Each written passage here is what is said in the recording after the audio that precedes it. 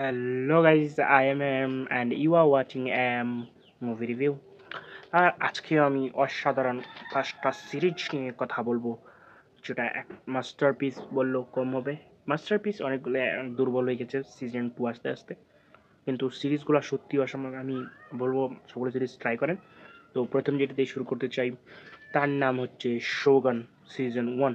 এটা জাপানিজ একটা সিরিজ, যেটাকে বইয়ের উপর বেস করে বানানো হয়েছে এবং এটার বেশিরভাগ ল্যাঙ্গুয়েজই জাপানিজ এবং মাঝে মাঝে একজন ফরেনার জাপানে আসে এবং সেখানে আটকে যায় এবং সেটা এখান থেকে এসে ছুটে যেতে পারে কিনা এবং সে জাপানের সে সময় রাজত্বের কাহিনী নিয়ে এই সিরিজটা বানানো হয়েছে। আমি অবশ্যই রেকমেন্ড করব সিরিজটাকে দেখার জন্য এবং সিরিজটার কাহিনীটা সত্যি অ্যাপিক এবং জাপানের যে কালচার সম্পর্কে খুবই ভালোভাবে জানতে পারবেন সিরিজটা দেখলে।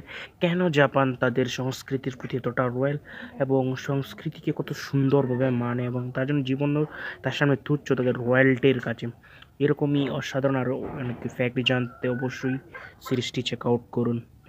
এবং 2 নম্বর সিরিজটিতে আসা যাক, যার নাম পঞ্চায়েত সিজন 2।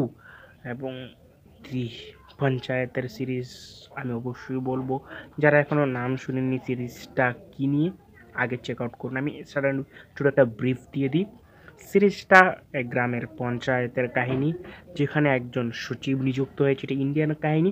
আমি প্রথমে যখন সিরিজটা দেখার চিন্তা ভাবনা করছিলাম তখন ভাবছিলাম হয়তো অত রিলেটেবল হবে না, কিন্তু এখন এটা এতটা রিলেটেবল মনে হয় বাংলাদেশের কোনো গ্রামেরই কাহিনী মনে হচ্ছে, চেয়ারম্যান অফিসের কাহিনী এরকম। আর তার মাঝখানে ছোট্ট একটা লাভ স্টোরি দিয়ে আলাদা মাশাল্লাহ তারকা মেরে দেয়। অসাধারণ একটা সিরিজ, আমি অবশ্যই রেকমেন্ড করব পঞ্চায়েতের সিজনগুলো দেখার জন্য। তৃতীয় যে সিরিজটা রিভিউ অর্থাৎ রেকমেন্ড করতে আমি অবশ্যই চাইবো হাউস অফ দ্য ড্রাগন। যারা গেম অফ থ্রোন দেখেছেন তারই এটা প্রিকুয়াল সিরিজ, যার সিজন 1 অলরেডি অ্যাপিক ছিল। যারা দেখেনি দেখুন। ড্রাগনের ফাইট দেখানো হয়েছে সিজন 1-এ। হাউস অফ ড্রাগনের মানে দুইটা ফ্যামিলির মারামারি দেখানো হয়েছে। তো অবশ্যই আমি রেকমেন্ড করবো the dance of the dragon এর বুকটির উপর এই কাহিনীটি মেড। তো সিজন 1 পুরোপুরি অ্যাপিক। সিজন 2 মানে একটা অর্থনৈতিক অভাব চোখে পড়েছে, যার জন্য একটা বিগ ফাইট হওয়ার কথা ছিল, সেটা হয়নি। কিন্তু তারপরে সিরিজটাকে কম মনে করবেন না। এর 8টা এপিসোড রয়েছে সিজন 2-এ।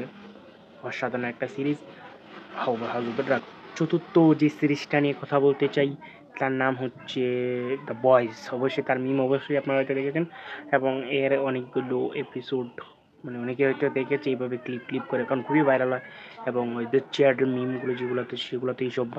তো দ্য বয়েজ যারা সিরিজ দেখেন মুভি দেখেন এই ভিডিওটা দেখছেন কিন্তু দ্য বয়েজ দেখেননি, ওই দুরাত আমার গাদারা।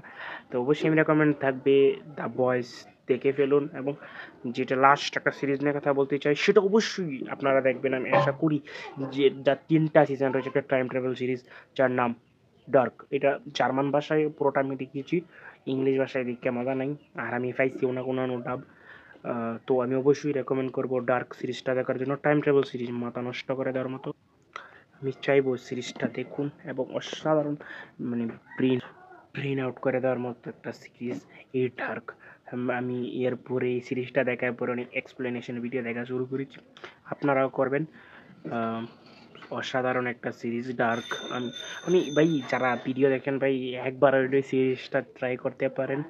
আমি থাম্বনেল ইত্যাদি দিয়ে দেবো, মরার আগে হলে একবার হলেও এই সিরিজগুলো দেখুন।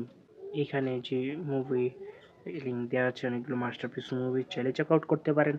এবং ভিডিওটা ভালো লাগলে অবশ্যই লাইক করে দিন, চ্যানেলটাকে সাবস্ক্রাইব করে দিন এবং দেখা হবে নতুন কোনো ভিডিওতে। Bye bye.